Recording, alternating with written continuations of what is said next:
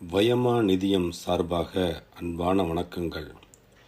புதிய உறுப்பினராக இணைந்த ஒருவர் எப்படி தன்னுடைய முதல் நிலையை ஆக்டிவேட் செய்து ரூபாய் 500 உதவித்தொகையை அனுப்ப வேண்டும் என்பதற்கான செயல்முறைகளை இந்த காணொளியில் நாம் காணலாம்.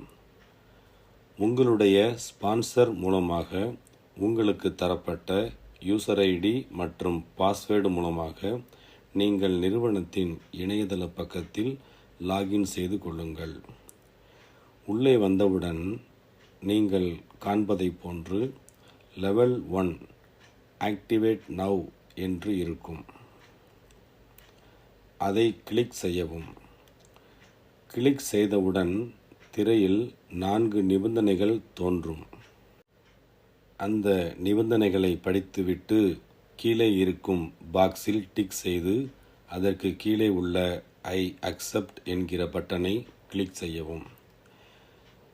அவ்வாறு கிளிக் செய்தவுடனே லெவல் 1 நாம் யாருக்கு ரூபாய் 500 உதவித்தொகை அனுப்ப வேண்டும் என்ற தகவல்கள் காண்பிக்கப்படும். கொடுக்கப்பட்டுள்ள ஜிபே, ஃபோன்பே எண்ணுக்கு அவரது பெயரை சரிபார்த்து அதிகபட்சமாக 60 நிமிடங்களுக்கு உள்ளாக நாம் ரூபாய் 500 உதவித்தொகையை அனுப்ப வேண்டும். பணம் அனுப்பியவுடன் அதற்கான விவரங்களை பதிவு செய்ய வேண்டும். அவ்வாறு பதிவு செய்ய பே நவ் என்ற பட்டனை கிளிக் செய்யவும்.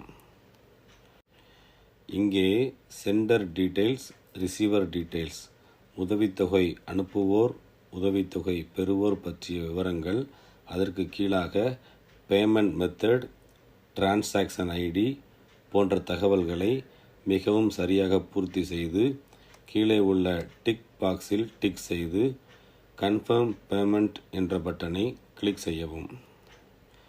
இப்பொழுது ப்ராசஸிங் நடைபெறும்.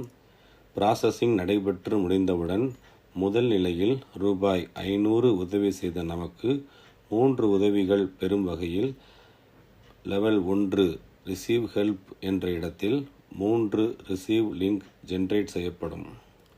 நமது முறை வரும்பொழுது நமக்கு 3 பேர் ரூபாய் 500 உதவித்தொகை அனுப்புவார்கள். ஆக்டிவ் நவ் என்ற பட்டனை கிளிக் செய்தது முதல் பேமெண்ட் கன்ஃபர்மேஷன் செய்யும் வரைக்கும் அதிகபட்சமாக நமக்கு 60 நிமிடங்கள் வரை கால அவகாசம் தரப்பட்டுள்ளது. தவிர்க்க முடியாத காரணத்தினால் காலதாமதம் ஏற்பட்டு குறிப்பிட்ட நேரத்திற்குள் அனுப்ப முடியாமல் போகும் பொழுது